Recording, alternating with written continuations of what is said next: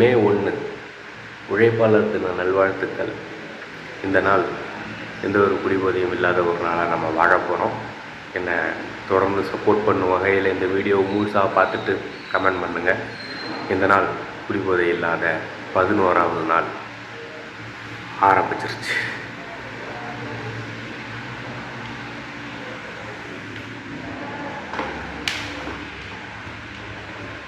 நண்பர்களே, பயங்கரமாக மழை பெஞ்சு ஏரியாவே பஞ்சராகி கிடக்கு. காலையில் கடை சாவடி இல்லை, காலையில் கடையில் சாவடி வேலை. இன்றைக்கெல்லாம் 200 ரொட்டி ஸ்டாக் ஏற்றி வச்சிடணும். காலையிலே கொஞ்சம் நேரம் செல்லு பார்த்துட்டு உட்காந்து வந்துட்டு ஒரு 1/4 மணி நேரம் இருக்குது. கொஞ்சம் நேரம் உட்காந்து வந்துட்டு அப்படியே வேலையை ஸ்டார்ட் பண்ணோம்னா அப்புறம் ஒரே சாவடி தான்.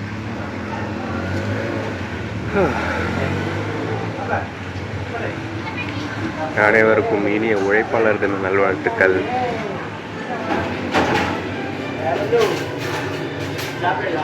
மேகி எதுவும் சொல்கிற நிலைமையில் இல்லை. சாவடி வேலை, ஆள் குறைவு. அதான் எங்களுக்கு உதவி பண்ணக்கூடியவரும் மார்னிங் ஷிஃப்ட்டில் போட்டாங்களா, அவர் கேட்கிறேன்னு சாவடிங்க சொல்ல முடியல. ஆள் வேறு சுலுக்கிச்சுன்னு சொன்னால் அது வேறு விறுவிறுன்னு இழுத்துக்கிட்டு வந்து சேவா சாவடி வேலை.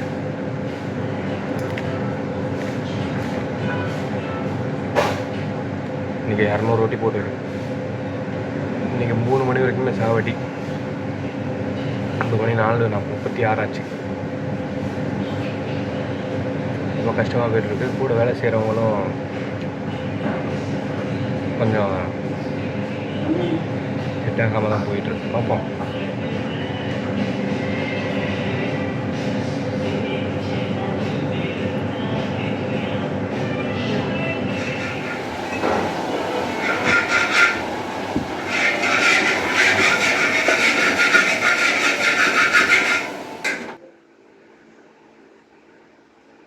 நண்பர்களே, எங்கள் கடையில் இப்போ நைட்டு நான் ஒரு ஆள் தான் ரொட்டி குறையும் போடுறேன், ரொம்ப கஷ்டமாக போகுது அப்படின்னு சொன்னேன்னா, என் கூட ஒருத்தர் வந்துட்டு எனக்கு ஹெல்ப்பாக இருந்தார், கேஷியரு. அவர் வந்துட்டு இப்போ டியூட்டி டைம் மாறிட்டார், ரொம்ப கஷ்டமாக போகுதுன்னு சொல்லியிருந்தேன்ல.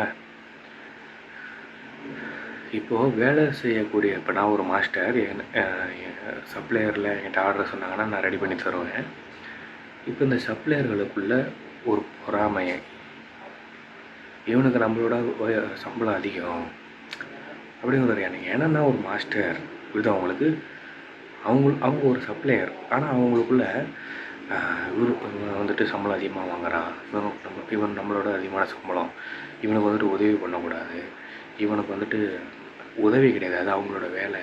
ஆனால் அது வந்துட்டு செஞ்சு கொடுக்கக்கூடாது, ஏதாவது பொருள் வேணும்னு எடுத்து கொடுக்கக்கூடாது அப்படின்னு எல்லாம் ஒரு டீமாக ஃபார்ம் ஆகிட்டு எல்லாரோட மனசுக்குள்ளேயும் இருந்திருக்கும் போல்.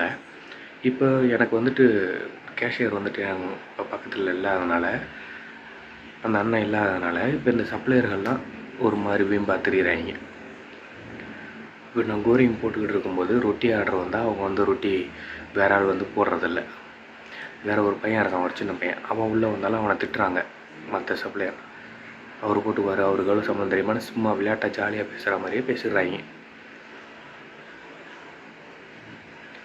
இப்போ இந்த சுச்சுவேஷனில் நாங்கள் இந்த பொறாமை, இதனால் ஏற்படக்கூடிய அந்த ஒரு சிரமத்தை, எனக்குள்ளே ஏற்படக்கூடிய அந்த ஒரு கோபம், ஸ்ட்ரெஸ்ஸு, மன அழுத்தம், இதுலேருந்து நான் கிடக்கிறது வந்துட்டு உண்மையிலே ரொம்ப டஃப்பாக இருக்குது.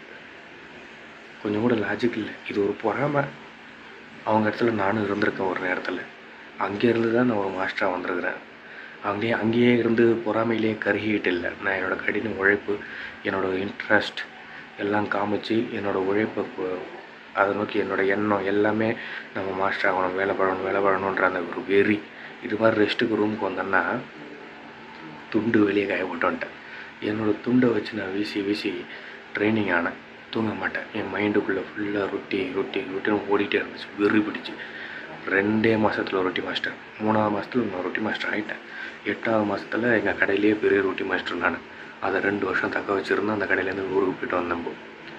ஓகே, சும்மா அப்படியே அப்போ என் கூட வேலை செஞ்ச மற்ற மாஸ்டர்களுக்கு அதிகமான சம்பளம் நானும் பார்த்துக்கிட்டு இருந்தேன்.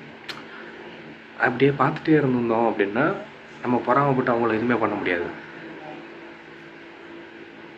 ஏன்னா அவங்கள்ட்ட தொழில் இருக்குது. நான் அந்த தொழிலை கற்றுக்கிட்டேன், அவங்களோட திறமையாக கற்றுக்கிட்டேன். எங்கள் கடையில் நான் அவங்கள மிஞ்சி அந்த இடத்துல நான் 2 வருஷம் வேலை பார்த்தேன் கெத்தா. இப்போ எனக்கு என்னை சுற்றி இருக்கிறவங்க அப்படி இது பண்ணும்போது அதை நான் எப்படி ஃபேஸ் பண்ணுறது அப்படின்னு எனக்கே தெரியல. நாளிலேருந்து கூட வேலை செய்கிறவங்க கூட நெருங்கி எதுவும் பேச போகிறது கிடையாது. வேலை விஷயம் மட்டும் பேசிக்க வேண்டியதான், என்னென்னு வச்சுக்க வேண்டியதான். எப்பப்பெல்லாம் சான்ஸ் கிடைக்குதோ அப்போல்லாம் நம்மளை வந்துட்டு சூழ்ச்சி செய்கிறாங்க. அதாவது நம்மளை வந்துட்டு சறுக்கிற பார்க்குறாங்க. எவ்வளோ ஹார்டாக தெரியுமா போச்சு இன்றைக்கெலாம் வேலை, ரொம்ப கஷ்டமாக போச்சு. ஐஸாக ரொட்டி வீசி இந்த ஷோல்டர் இந்த பக்கம் கழுத்து வலி, கால் வலி சொன்னேன்னா சொல்லுக்கு அது. ஆனாலும் நொறுக்கிட்டு வந்துட்டேன். இத்தனைக்கும் ஓனர் வந்துட்டு என்னை ஓட்டி பார்க்க சொல்லி ரெக்யூஸ்ட் பண்ணுறாரு. எனக்கு எவ்வளோ திரும்ப கஷ்டமாக போச்சு, நான் இல்லை அப்படின்னு சொல்லிட்டு வர்றதுக்கு. ஏன்னா இன்றைக்கி சனிக்கிழமை, அவர்கிட்ட ஆள் இல்லை. என்ன பண்ணுவார் அவர்? அதான் கேஷியர் வந்துட்டு டைம் மாறிட்டார்ல. அவர் இருந்தாருன்னா ஒரு ஆள் எல்லா வேலையும் சுற்றி செய்வார். அவர் என் கூட இருக்கிற வரைக்கும் எல்லோரும் பயப்படுவாங்க. எல்லாருமே வேலையை வந்துட்டு நீட்டாக செய்வாங்க.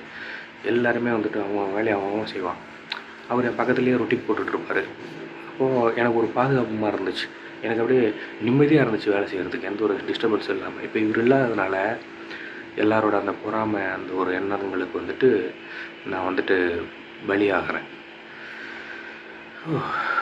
இதனால் எனக்குள்ளே ஏற்படக்கூடிய அந்த ஒரு கோபம், வேகம், இப்போ நான் போய் இதை போஸுக்கிட்டேயோ இல்லை அந்த கேஷியர்கிட்டேயோ நான் சொன்னேன் அப்படின்னா பிரச்சனையாகும், பஞ்சாயத்து ஆகிடும். அவர் வீட்டில் சொன்னால் கூப்பிட்டு சத்தம் போட்டுவிடுவார், வெட்டி விட்ருவார் எல்லாரையும்.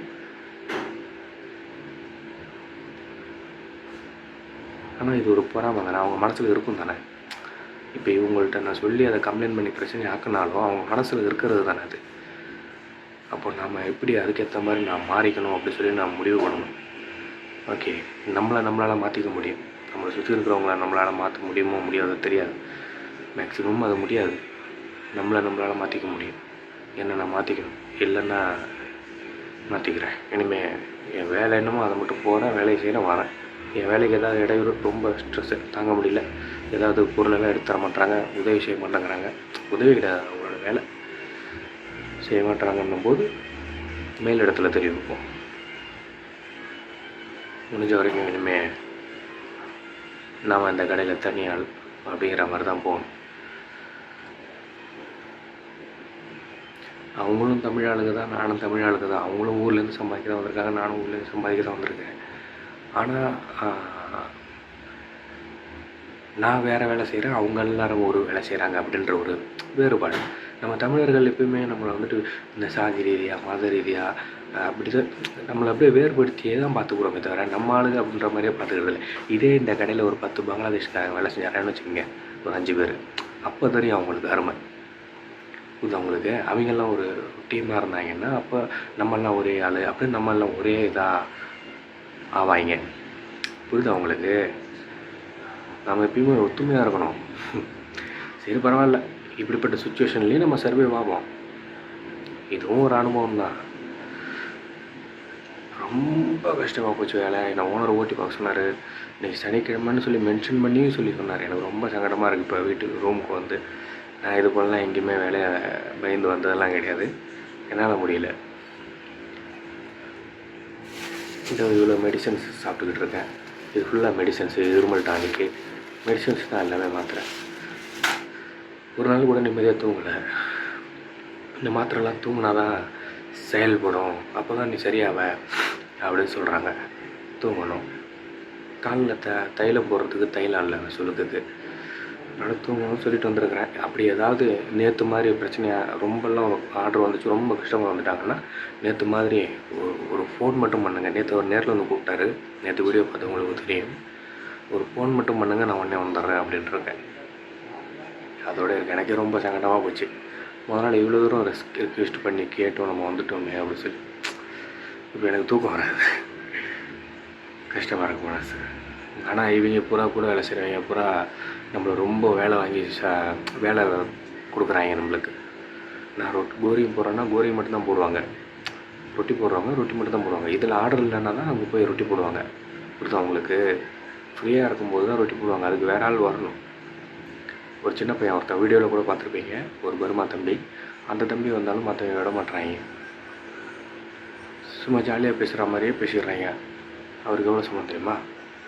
வெளியே வாடா அப்படின்னு சும்மா ஜாலியாக பேசுகிற மாதிரியே பேசி அப்படியே ஒருத்தனை போட்டு நச்சரிச்சுட்டே இருந்தால் அந்த சின்ன பையன் அவன் பயந்துப்பான்ல. அதான் ஒரே ஆள் தான் நான் பார்த்தேன் இன்றைக்கி. செம்ம கஷ்டமாக போச்சு. சும்மா ஓட்டி பார்த்து எல்லாத்தையும் ஓசல் பண்ணி வச்சுட்டு வரதுக்குள்ளே ரொம்ப முடியாமல் போகும். சரி, ஓகே. இவ்வளவு பார்த்திங்களா, இவ்வளவு ஸ்ட்ரெஸ்ஸான சுச்சுவேஷன்ஸ்லேயும் இவ்வளவு போட்டி பொறாமைகளுக்கு இடையிலையும் நான் எந்த ஒரு குடிபோதையும் இல்லாத ஒரு நாளாக இந்த நாளை நான் கடந்துட்டேன். அதுக்கு இந்த யூடியூப் சேனல் தான் மிகப்பெரிய காரணம். ஓகே, கடவுளுக்கும் இந்த யூடியூப் சேனலுக்கும் உங்களுக்கும் ரொம்ப ரொம்ப நன்றி. என்னை ஆதரிக்கக்கூடியவங்களுக்கு. எனக்கு லைக் பண்ணுங்கள், கமெண்ட் பண்ணுங்கள், ஷேர் பண்ணுங்கள். ஷேர்லாம் பண்ண வேண்டாம், கமெண்ட் பண்ணுங்கள். ஓகே, லைக் பண்ணுங்கள். அப்புறம் தொடர்ந்து பாருங்கள். டெய்லி நைட்டு 8 மணிக்கு என்னோடய வீடியோ, உண்மையான வாழ்க்கை விலாக் வீடியோ அப்லோட் ஆகும். அதை சப்போர்ட் பண்ணுங்கள். ஓகே, எல்லோரும் பார்த்து பத்திரமா இருங்க. தொடர்ந்து சப்போர்ட் பண்ணுங்கள். ஓகே, உங்களோட சப்போர்ட் தான் என்னை ஒரு நல்ல வாழ்க்கை வாழ வைக்கிது. என்ன மாதிரி இருக்குன்னு நினைங்க. எக்காரணத்தை கொண்டு எந்த ஒரு போதை பழக்கங்களுக்கும் அடிமையாடாதீங்க. மீளணும் அப்படின்னா ரொம்ப கஷ்டப்படுவீங்க, என்ன மாதிரி.